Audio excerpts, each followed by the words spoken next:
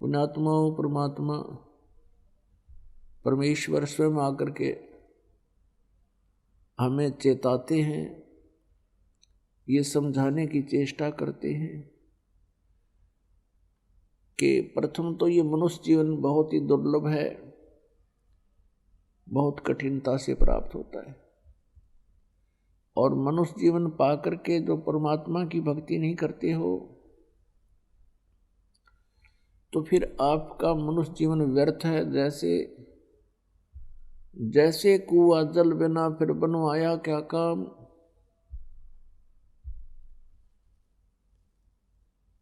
अब जिस कूप में जल नहीं है और वो खोद भी रखा है, उसके पक्का स्ट्रक्चर भी बना रखा है और बहुत सुंदर दिखाई देता है,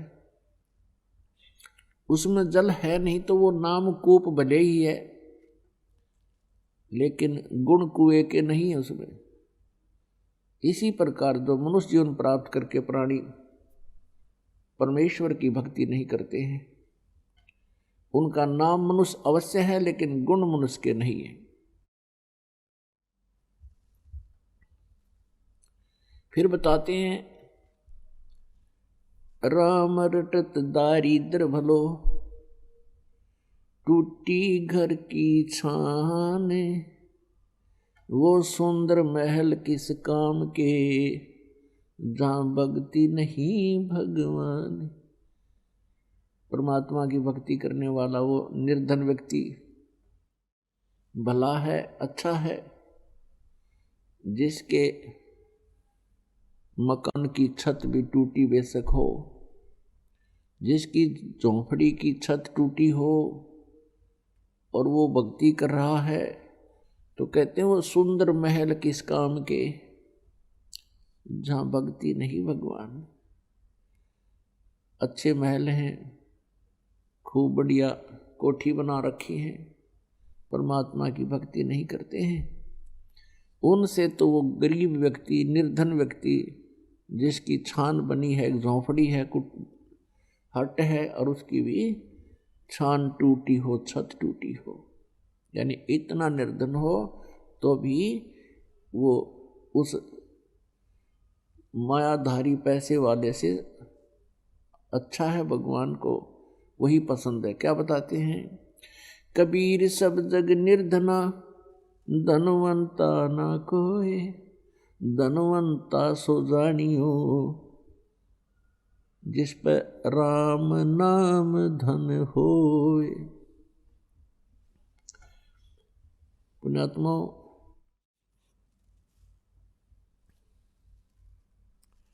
परमेश्वर खुद सारी सृष्टि के रचनहार हैं, सबके पालनहार हैं कबीर साहब जी, परमेश्वर परम पूज्य कबीर साहब जी। और वो काशी में, बनारस में आए, एक जुलाहे के यहाँ रहने लगे। परवरिश की लीला जुलाहे के घर पर हुई और ऐसे निर्धन के अपना कपड़े की बुनाई करते, मेहनत मजदूरी करते थे और उस कपड़े के बुनने से जो मेहनताना मिलता था उसी से अपना गुजारा करते थे। एक झोंपड़ी में रहते थे, कुटिया में, और अपना भक्ति भी करते थे, प्रचार भी करते थे, उसी में से दान भी, धर्म भंडारे भी करते थे।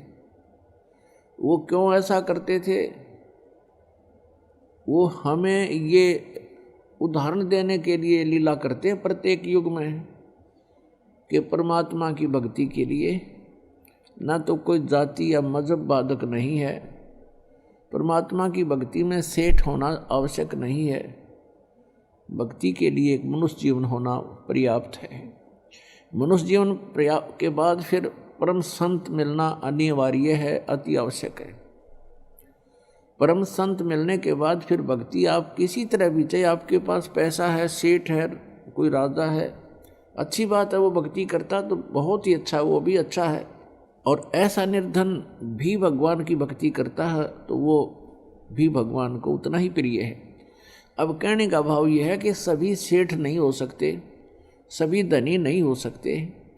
और जैसे कि हम भक्ति के बिगड़े हुए प्रारूप को ज़्यादा देखते हैं, जैसे हम देखते हैं उस सेठ ने वहाँ 11,000 रुपये दे दिए, ऐसे देखते थे, उसका नाम लिखा गया उस आश्रम पे, तो आम व्यक्ति यूँ सोचा करता भाई यूँ ये पार होंगे जो इतना दान करते हैं।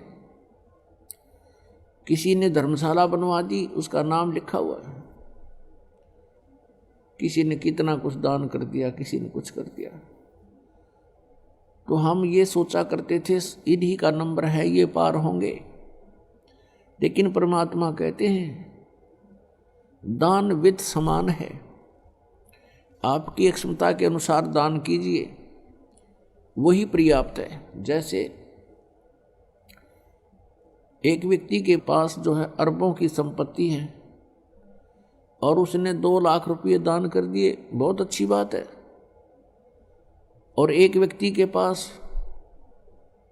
2,000 रुपये की इनकम है और उसने जो है उसमें से 1,000 दान कर दिया,